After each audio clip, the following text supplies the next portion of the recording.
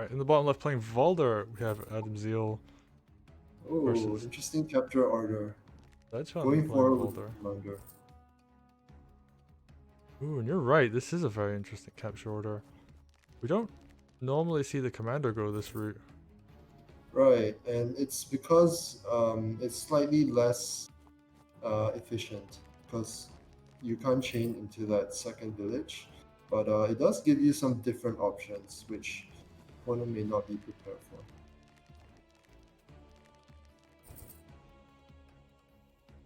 Actually, just gonna leave that back village uncaptured for now. It looks like. And this is definitely something we've seen in other tournament matches. I remember seeing a game on oh, I can't remember what it was called. It was Groove of War 4 round 1, Dendritic, I think? No, not Dendritic.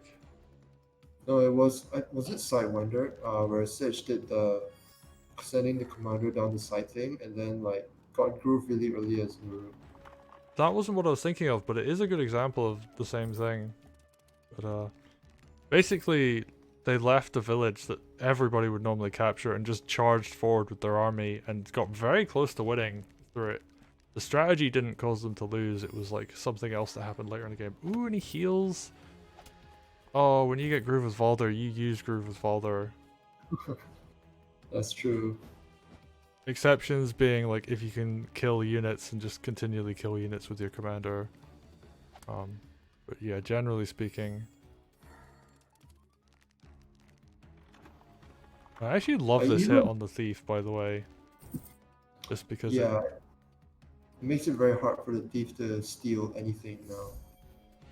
Ooh, Hex comes in as well. Oh, that's so good because now, all of a sudden,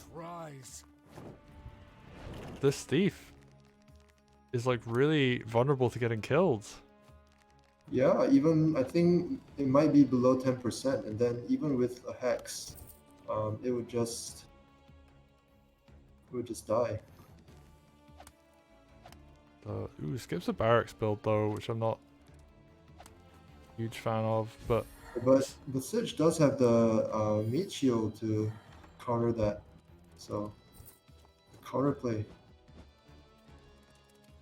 Rise from your grave.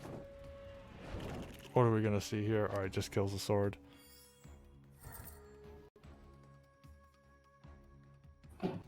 But yeah, Valder can just walk up, kill a sword, and I think that's a pretty safe move to go for. He even follows it with a night crit. I don't know about the sword hit, you're just feeding Valder Groove there. It could be worthwhile, cause it depends on how you play the rest of the turn. But I in this feel case, I like don't think. Sorry, one thing I would say there though is that like if he was gonna go for that hex, he should have done that first. Oh yeah, true. And in this case, I'm not sure if it's worth it because I think Citron is just gonna heal up that village.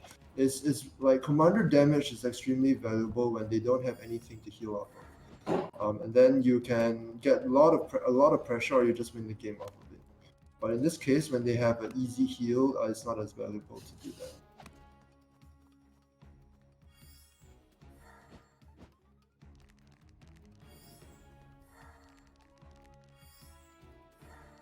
What's the follow-up gonna be here? Oh, very nice. He's gonna go for the crit on the mage and then use the witch to pick off the RP. Yeah. Okay, I might be a little bit behind you now, but Rise from Oh. your grave. I'll pause for you. yeah, he's just killed the harpy with the witch. And this is a fascinating way to play on this map. And just gets the dragon. He's skipping builds, but like he's building units that can really just reinforce this front line and do damage. And you know, Valder thrives in this environment where you're just like brawling constantly. He really does.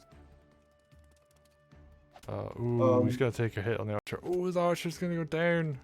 But I do want to say in the Valder mirror, both unit count and unit value are very important. Unit count is a bit less valuable than unit value though.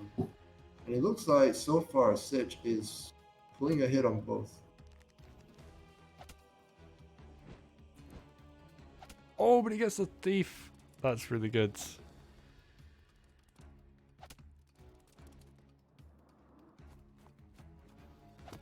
Oh, what a I guess like bizarre maneuver to go for that village. But I mean it works. Oh, he's gonna lose the witch though, that's unfortunate. Yeah, the witch was basically a sacrifice to like burn the turn of that mage, which is kind of valuable because the mage has other things it might want to do as well that turn. Rise from And your like now grave. that dragon is pretty much uncontested now because Adam made the sacrifice of witch for harpy in order to like trade off that mage, and now his air units are very uncontested. Putting up a good fight, even though he's like massively behind on unit count and economy. Yeah, if he had like a couple more units on his side, like I think this would actually be pretty good. But like Mage Dog Sword is incredibly powerful, as we're seeing here. Like Sedgehun is building basically nothing except for mages and dogs, and just like using Valder to keep his sword count up. But that said, like Adam continuing to Rise from your grave. hit these mages, continuing to find the good Valder attacks. I really would have liked to have seen him on that turn. Maybe use the dragon for something other than hitting a village. But I guess it's a matter of style. Yeah, actually, even hitting Valder there would have been quite good because Yeah, because it burns his turn, and also now Valder doesn't have easy Rise heals. from your grave. but I guess Like like would have at least stopped using.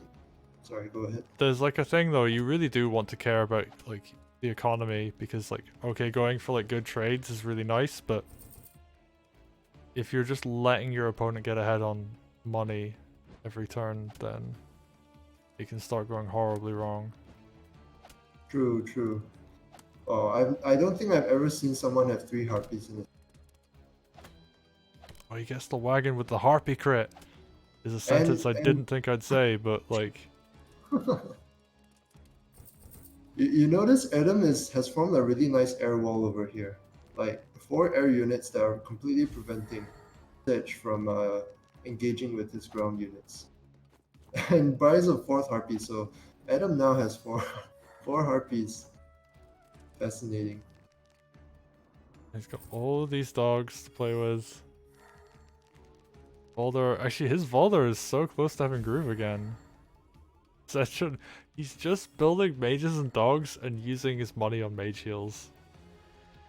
Just so his Oh, army I doesn't think that flip him. might be dead though. Like, yeah, Adam went in too far. Yeah, he also spent And all of his money on a... Oh, wow, yeah, I just saw that. He's very dead now.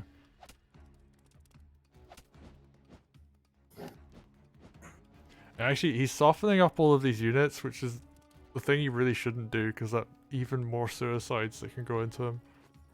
Sedge has 3 sides. And I noticed this is something Sedge likes to do when he has lethal. He just likes to show off a little bit before he gets it. Oh yeah, he's gonna kill every single unit here. I don't think he can kill the harpy. Oh, but he can definitely heal his units. So, By my hand. oh, and he's gonna kill him with this Valder groove. Oh, Sedgehun finishing his style. But Nice. that was such a fun game.